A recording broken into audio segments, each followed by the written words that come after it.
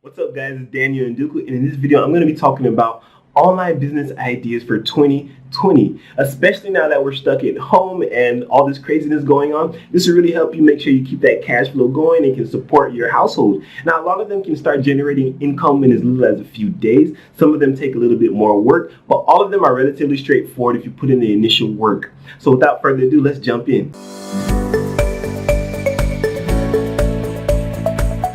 The first one on our list is called software as a service, also known as SaaS. You might have encountered software as a service because there are companies like Adobe, which is a multi-billion-dollar company, Salesforce. And I'm also the founder of a SaaS company called Kylie's, where we help companies make pop-ups, quizzes, and surveys to generate leads and better understand their audience so they can create marketing campaigns, products, etc., etc. You can check it out in the description below. Software as a service is a fundamental shift in the way software is delivered. Before you go to the store, you buy a CD, you install it on your computer, and it'll be good for about a year or two. Whereas software as a service is a continuous delivery model. You're constantly getting updates to the software and you're always on the most recent and the best version.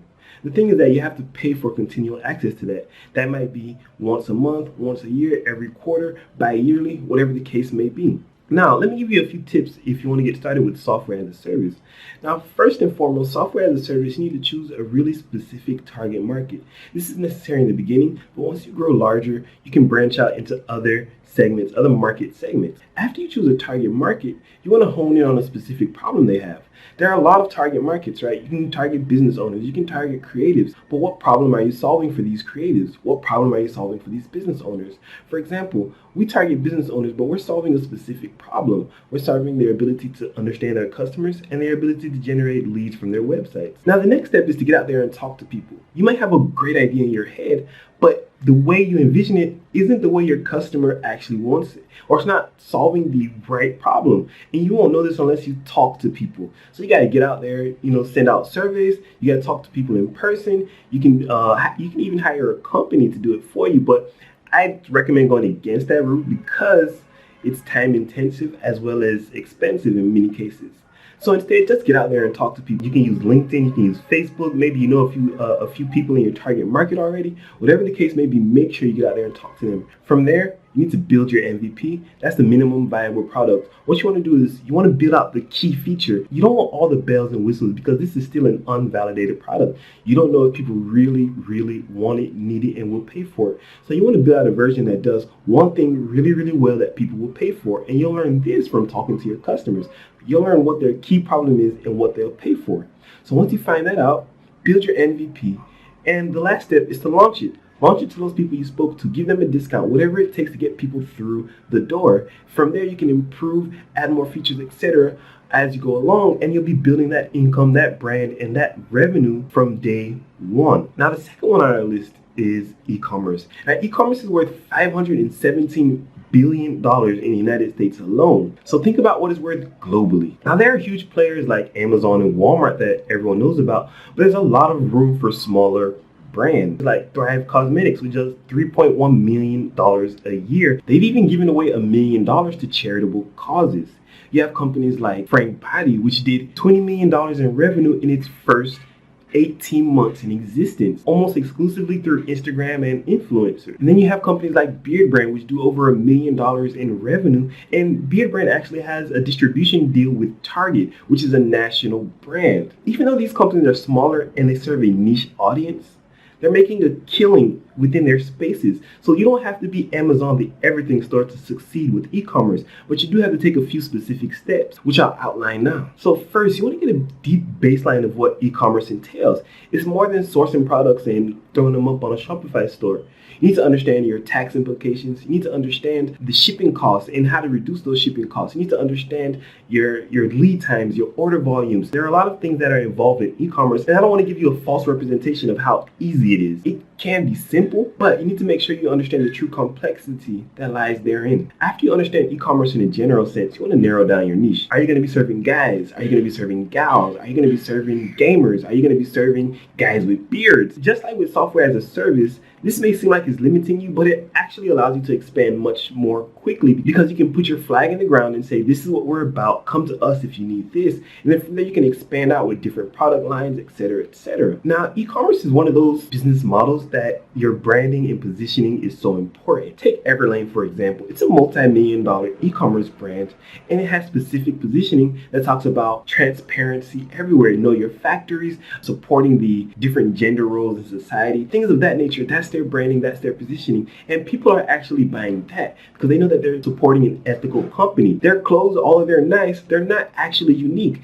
That's the nature of e-commerce. If you get your branding right, then good things will follow. Now, after you get your branding down pat, you want to start developing your product or sourcing it from certain areas, and you want to take care of the legalities. For example, you may want to register your business, get any necessary permits, and even set up your privacy policies and things of that nature. You should take this seriously because this takes a lot of almost successful businesses down. Now, the next one on our list is called affiliate marketing. Affiliate marketing is near and dear to my heart. I've actually started a new media company where we're using affiliate marketing to build that revenue and income before we branch out into other spaces.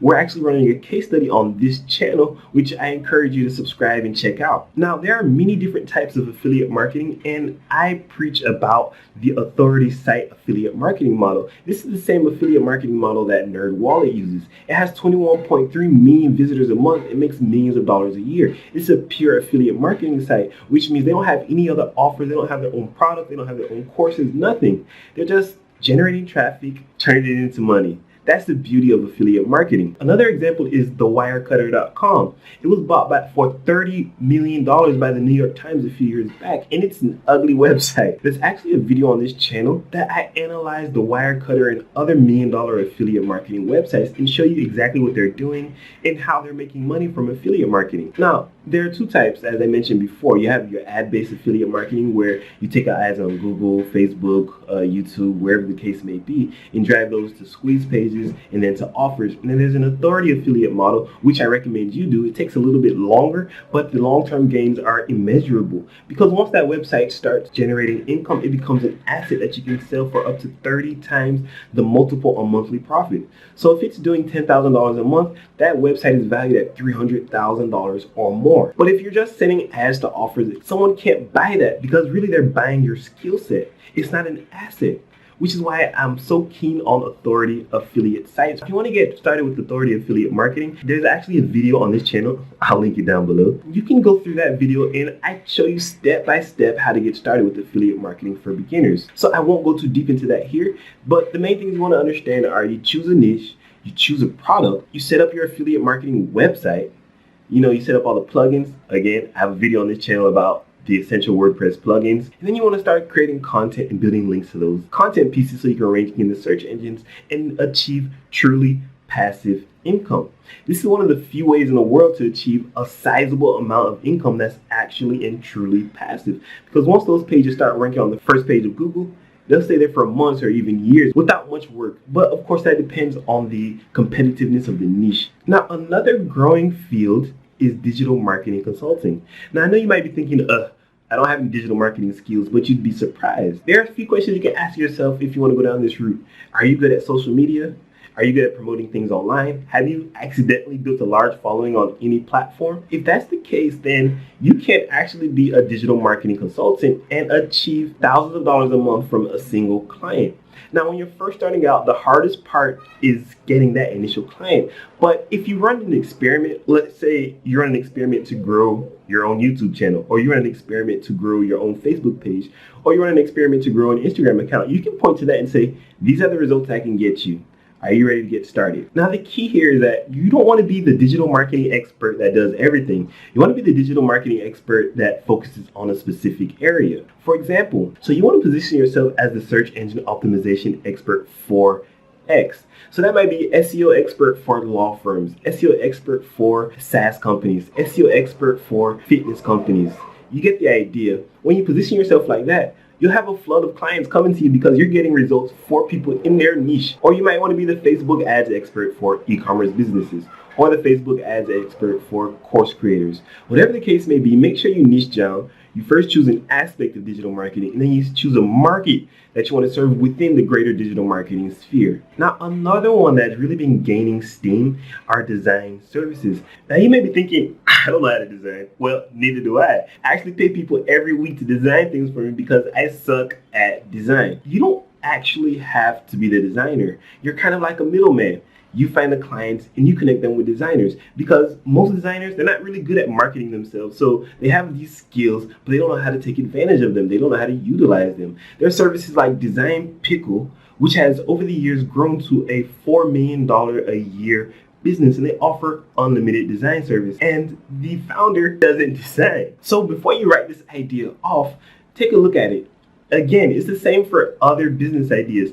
Choose a niche, choose a focus, and then market yourself as the person for this kind of design work. Now, another industry that I would highly recommend you do is selling courses. The e-learning industry is slated to reach $325 billion by 2025. There are a few places like Udemy, Skillshare, Allison, etc., which aggregate courses, but the majority of that market is with independent course creators. These are your bloggers that are dropping courses for Pinterest marketing, like this lady, or YouTubers that are dropping courses for, you guessed it, YouTube marketing, like this guy. You don't have to be the expert. You just have to deliver valuable information to the person that's buying the course from you. For example, I could sell an SEO course tomorrow because I'm well versed in SEO. I'm not the best SEO in the world, but I know more than 99.9% of the people on the planet. So if I sell a course to you today when you're at the beginning of your journey, then you'll find value in that. Are you a photographer? Are you a consultant? Do you help friends with dating and relationships? All these things are course topics that you can take advantage of. All you need to do is structure the information you already have in your mind. Do a little extra research to see how a course should be structured, how much you should charge, and things of that nature. Again, choose a niche, focus on a segment of that niche, and you will be able to make it. The next online business idea I have for you for 2020 are subscription boxes. Now, a few years ago, subscription boxes blew up. I don't know why, but they kind of take the benefits of software as a service, and they're much easier to start. Examples of this are Dollar Shave Club, which sold for $1 billion a few months or a few years ago. Another example is Hunter Killer, which is the fastest ever growing subscription box in history. They don't have a very long history, but that's still saying something. Now, if you look at both of these ones, one is for entertainment and one is for utility. Or most guys need a razor, and going out every few weeks or every few days to buy them can be a drag.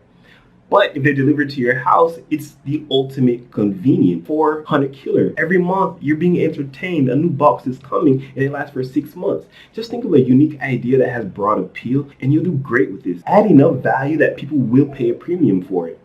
At the same time, you want to plan out a few boxes ahead of time. And so when you start getting customers, they'll start getting those individual boxes. Now, there are some subscription boxes that like to customize it for each individual users. I would recommend against this, especially in the beginning, because you want something that's simple and to start generating income quickly. The last one on the list is a podcast brand. Now, podcast is having a moment. Over 50% of Americans actually know what a podcast is, and 30% of those have listened to a podcast within the last month. Especially now that a lot of us are stuck indoors and looking for things to do, podcasting can come to the rescue, just like many more people are on YouTube right now looking for online business ideas. The thing with podcasting is, just like the other kind of businesses, you want to choose an idea and then you want to focus on a subset. Podcasts like Joe Rogan are actually outliers. He talks about any and everything with anyone and whoever. And he's been at it for years. I think he has over 1,200 episodes.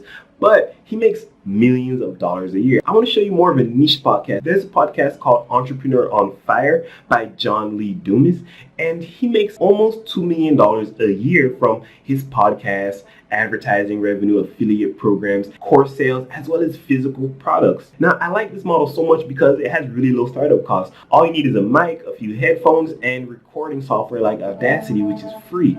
Then you'll learn how to cut, mix, and remaster your audio so it's crisp and people can actually hear what you're saying. And then you don't have to get on camera like you do for YouTube. So all these things come together to make it really simple and really straightforward to get started. Now, one of the key considerations for a podcast is that you want to publish consistently so that your subscribers, they have new content to consume. Nobody wants to sign up for something and then you stop publishing for a month at a time or 2 months at a time. And then you come back and publish 3 episodes at once. It doesn't really work like that. Those are my online business ideas. I do understand that a lot of these business ideas aren't necessarily beginner friendly. I will create another online business ideas video that is strictly for beginners.